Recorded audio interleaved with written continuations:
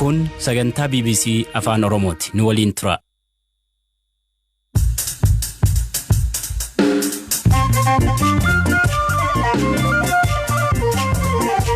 Ashama akka mooltan sagantaan BBC Afaan Oromoo kamisa galgalaa eegale UN har'a dhimma Tigraay irratti balbala cufatee mari'achuu fi boordiin filannoo biyyaalessaa buufataalee filannoo walakkaa ta'anitti galmeen taasifamaa jiru jedhe. ምዕራብ ወለጋ ምስራቅ ወለጋ ወለጋ ሊጣ ወለጋ ባሃ ቄለም አከሱመስ ሆሮ ጉዱሩ ወለጋቲ ረኮን ነገኛ አመስ ሙልአቱ ጅራ አሜሪካን አፍጋኒስታኒ ወራነ ባሱፍ ጀቹ I will not pass this responsibility on to ኢማና ከነ ፕሬዝዳንት ኢታኖስ ደበርሱን ቀብኑ Barataa akka biyyaatti qormaata kutaa 12ffaa qabxii isa olaanaa fides dubbisneerra. Finfinneetti hoteelonni nyaata irraa fi kaanuuf qooduu fi oduuwwan kaanis jiru. Sagantaa kana ammayyuu taana isiniif dhiyeessa.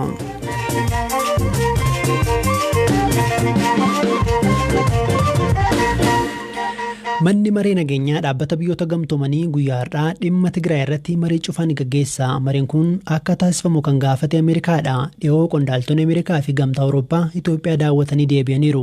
Kana dura marii wal fakkaataa waamicha Ayirlaandiin taasifame Raashiyaa fi Chaayinaan dhimma keessoo Itoophiyaatti jechuun waan mormaniif miseensonni mana marichaa wixinee waloo hin baasne ture.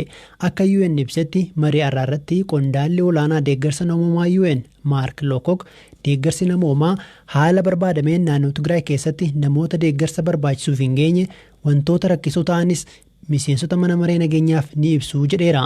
Gama kaaniin gareen mirga namoomaa falmu Human Rights Watch sarbamiinsi mirga namoomaa akka dhaabbatuuf UN dhimma Tigraay irratti tarkaanfii fudhatu qabaa jechuun galgala kana ibsa baaseen gaafateera.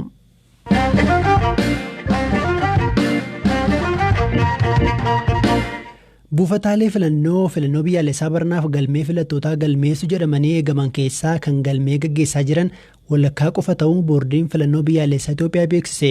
Kun kan ibsame boordichi haala adeemsi galmee filannootti jiru paartilee dorgomaniif yeroo ibseettidha. Itoophiyaan filannoo biyyaalessaa jaaffaa baatii caamsaa keessa gaggeessiti. Haa ta'u malee buufataalee filannoo baranaaf filattoonni itti galmaa'u jedhaman keessaa 24,000 ol filattoota galmeessaan jiran. Kan yeroo ammaa galmee gaggeessaa jiran 25,000 qofa ta'uu boordichi ibseera. Silaa boordichi filannoo baranaa buufataalee filannoo 50,000tti galmee gaggeessuuf yaadee ture. Walitti qabduun boordii filannoo biyyaalessaa Itoophiyaa addee Birtukaan Miidhagsaa kaadhimamtoonni hidhamuun akkasumas hiikamuun galmeen filannoo akka qabbanaa'u godheeraa jedhan. Sababoota ijoo galmeen akka irraa wannee taasisanis akkanaan ibsu. የትራንስፖርት ሁኔታ የጸጥታው የሎጂስቲክሱም ለዚህ ላይ rakkoon geejibaa nageenyaa akkasumas loojistiksiin buufataaleen filannoo akka hin banamne kanneen taasisan keessaa qooda qabu. Rakkoo geejibaan dabalata rakkoon dura aantummaan galmee filattootaa quunname kan jennu rakkoo nageenyaa asis achis mudachaa jirudha. Galmeen filattootaa akka hin adeemsifamne akka rakkoo ijootti kan ilaalle rakkoo nageenyaati. እሱ ለመራጮች ምዝገባ እንደ ዋና ተግዳሮት የምናየው ነው። Addee Burtukaan bakkeewwan galmeen gaggeeffamaa jiruttillee haala barbaadameen galmeen adeemsifamaa jira jedhanii akka yaadne himaniiru. Akka fakkeenyaatti magaalaa Finfinnee keessaa namoonni galmaan 200,000 fi 1,000 qofa ta'uu dubbataniiru. Galmeen filattootaa erga eegalee torban 3 ol ta'us yeroo ammaa buufataalee 4,126tti rakkoo nageenyaan galmeen filattootaa hin taasifamne jedheera boordichi. Bakkeewwan galmeen hin taasifamne keessaa naannoo Sumaalee, naannoo Afaar, Matakkal, naannoo Amaaraa keessa Shawaa Kaabaa fi godinni addaa saba Oromoo keessatti argamu. Kuni godinoota Wallaggaa Arfan akka dabalatullee boordichi ibseera. በኦሮሚያ ክልል ምዕራብ ወለጋ ምስራቅ ወለጋ ሆሮ ጉድሩና ቄለም naannoo Oromiyaatti Wallagga Lixaa, Wallagga Bahaa, Qeellam akkasumas Horroo Guduruu Wallaggaatti rakkoon nageenyaa ammas mul'atu jira. Haala kana keessatti boordiin filannoo homtuu akka hin uumamnetti yookiin immoo rakkoon homtuu akka hin jirre godhee adeemsa galmee filattootaa itti fufuu hin dandeenye hin barbaannes. ምዝገባን ሂደት መቀጠል አልቻለም አልፈለገም። Filannoon biyyaalessaa Itoophiyaa waggaa darbee sababa koronaa vaayirasiin as darbe gaggeeffamuuf torban qofa tofe. Galmeen filattootaa xumuramuuf guyyoonni 10 hafaniiru. Guyyoota itti aananitti yoo hammi eegamee galmaa'u baate tarkaanfii boordichi fudhachuu danda'u amma ittiin beekamu.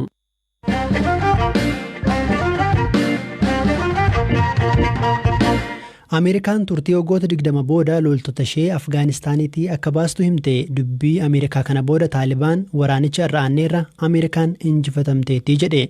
Pirezidaantiin Ameerikaa Joo Baayiden ibsa guyyaa roobii Waayit Haawusitti kennaniin waraanni Ameerikaan yeroo dheeraaf taasiste xumurri isaa ammaa jedhaniiru. Firaa'ol Balaay gabaasa qabdi.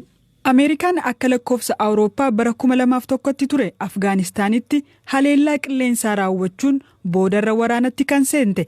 Guyyaan Ameerikaan waraana ishee Afgaanistaaniitii baastu fulbaana 11dha jedhameera. Kunis guyyaa Osaamaa bin Laaden gamoowwan daldalaa Ameerikaa lamarratti haleellaa raawwatee turedha.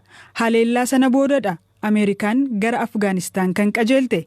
Yeroo ammaa loltoonni Ameerikaa 3,500tti tilmaamaman Afgaanistaan akka jiran ni amanama.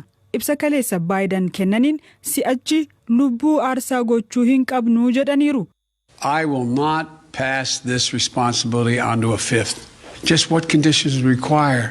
Imaanaa kana pirezidaantii itti aanuuf dabarsuu hin qabnu. Ameerikaan Afgaanistaan turuu isheetiin maal milkeessiti? Haleellaan nurratti dhaqqabee ture. Kaayyoo ifa ta'e galmaan ga'uudhaaf waraanatti seenneerra.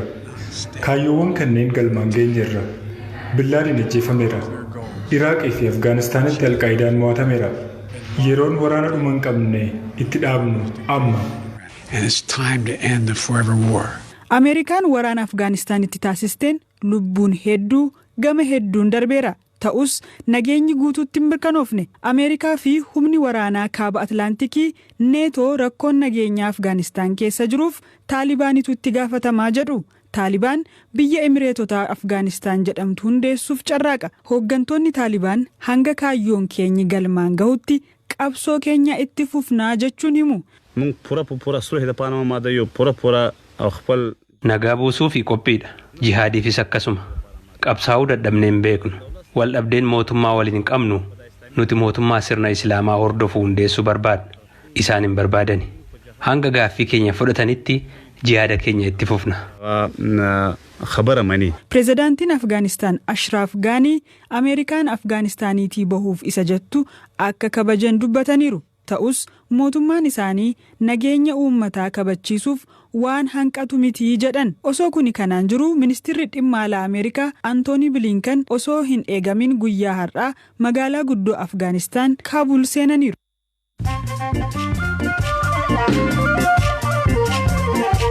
Sagantaa BBC Afaan Oromoo caqasaa jirtu oduuwwan gaggabaaboon sinitti himaa. Itoophiyaatti ulamoonni naannoo Somalee qaama saalaa ijoollee durbaa muruu fi hodhuun amantaa Islaamaa waliin walitti dhufeenya kan qabne ibsuuf seera kana dhorkuu baasuu fi kittaanaan akkanaa naannicha keessa bal'inaan kan beekamu yoo ta'u dhaabbanni fayyaa addunyaa gocha kanaa baay'ee hamaadha jechuun ibsa. Qindeessaan muuziqaa Dinqiisaa Dabalaa yeroo lammataaf gaafa kibxataa poolisiin to'atamus ammallee mana murtiin dhiyaannee jechuun maatiin BBCtti himan. Hojiiwwan qindeessaan kun qindeesse keessaa kan caalaa bultume maaster pilaanii jedhamu keessa jira. Haati warraasaa Aadde Raahel Dassaaleny qindeessaan kun waajjira poolisii magaalaa Sabbataa Furii ganda Arfaffaatti fudhatamuu himte. Dhimma kanarratti waan poolisiin jedhu hin arganne. Magaalaa guddoo Niijeer Naayimeeyitti guyyaa kaleessaa balaa ibiddaa mana barumsaa sadarkaa jalqabaatti qaqqabeen yoo xiqqaate ijoolleen 20 ta'an lubbuu dhaban. Yeroo balaan kun jalqabee ijoolleen barnootarra turani. Poolisii Mineesotaatti nama gurraacha Gaana 20 ajjeeste irratti himanni banamuuf ta'uu abukaatonni miidiyaatti himan. Poolisiin kun dogoggoraan ajjechaa kana raawwachuun gabaafamee ture. Gaambiyaatti dubartoonni yeroo Ramadaanaa dursanii hojiidha akka ba'an eeyyamamee fi kunis manatti galanii nyaata iftaariif ta'u akka qopheessaniif yaadameeti. Eeyyamni kun garuu saalaan loogeera jedhamuun qeeqameera. Pirezidaantiin duraanii Burkina Faasoo falmataa Cheeguveeraa Afrikaa jedhamuun beekamu Toomaas Sankaaraa ajjeesaniiru jedhamanii himanni irratti banamuu fi Toomaas Sankaaraan bara 1987tti kan ajjeefame yoo ta'u paan Afrikaanistoota jaalatamoo keessa ture.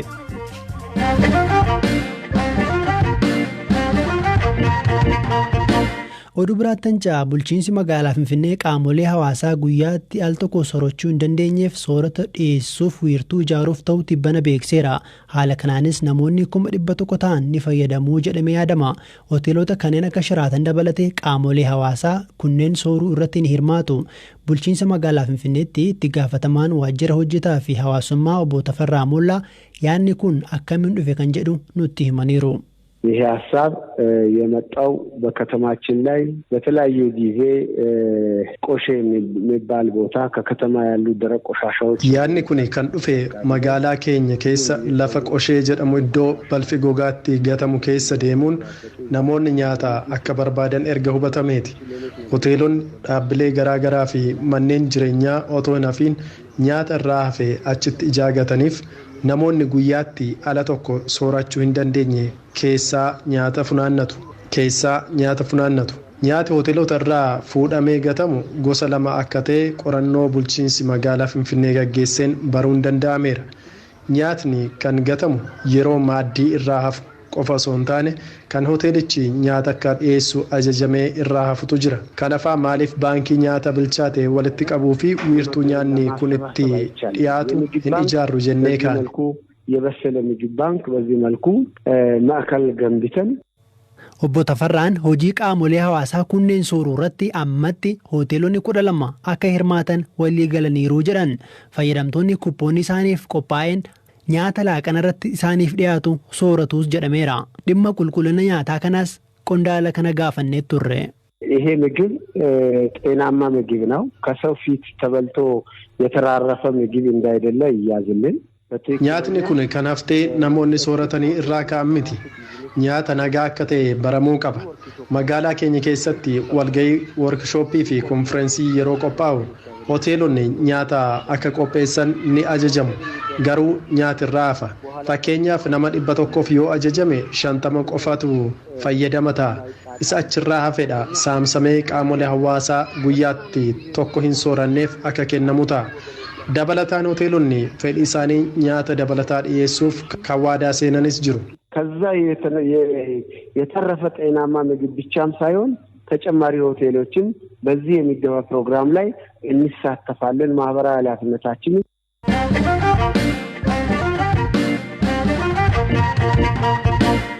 Itoophiyaatti barattoonni kutaa 12ffaa qabxii qorumsa biyyaalessaa isaanii fi qabxii seensa yuunivarsiitii baraniiru. Waggoota kana dura caalaa hammi barataa qoramees ta'e qabxiin galmaa'e kan baranaa olaanaadha jedheera ministeerri barnootaa. Qormaata sababa kooroonaa vaayirasiin asee qorame kana barataan akka biyyaatti qabxii olaanaa fide Biruuk Baalkaachaw jedhama. Qabxiin inni fides 669dha. Barataa mana barumsaa Finfinneetti argamuu fi Saan Joosef jedhamutti barate kuni ammatti waan barachuuf jedhu hin murteessine jechuun BBCtti hime. አባቴ ዝም ብሎ ሶፋ ላይ ቁጭ ብሎ አድሚሽን ነምበሪን አትዛመረኝ ነበር ሰው ጠይቄ ከዛ በኋላ ስናስገባው ነው ያወቀው ውጤቱ እና abbaa koo waliin teenyee qabxii koo gaafa walitti idaanuu 669 ta'e achi irra deebinee ala 3 idaanee mirkaneessine qormaatichi badaa ijaanatti hin ulfaanneef qabxii gaarii akkan galmeessu yaadeen ture akka biyyaatti tokkoffaa ta'uu garuu hin yaadneen ture. Qabxiin olaanaa koo siiviksiidha 98 fide barnoota 3 95 fideera. Barnoota yoon wal caalchisuu baadheeyyuu yeroo dheeraa qayyabachuu kan hin jaalladhu garuu herreegadha. Amma yuunivarsiitiiwwan Ameerikaa fi Faransaay jiranitti barnoota argachuuf iyyata galchaan jira. Maal akkan baradhu garuu hin murteessine.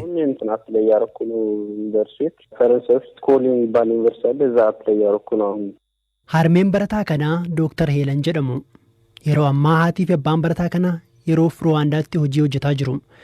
Dooktar Heelan akka BBCtti himanitti ilma isaanii akka biyyaatti qabxii olaanaa fide qo'adhu jedhaniin hin beekan.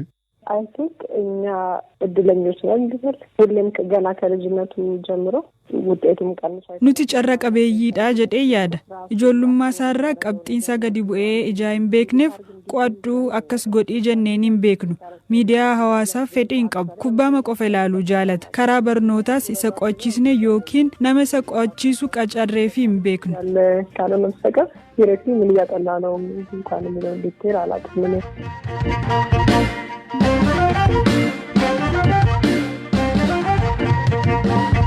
Dhaggeeffattoota keenya sagantaan BBC Afaan Oromoo kan kamiisa galgalaa kanumaan xumurameera. Odeeffannoowwan dabalataaf gara bbcafaanoroomoo.com imaluudhaan argachuu dandeessu. Kan isiniif dhiyeesse ammayyuu taanaadha. Kan isiniif qopheessite Firaa'ol Balaay gama teeknikaan Oskaar Bungaan ture. Boru walitti deebinaa halkan gaarii.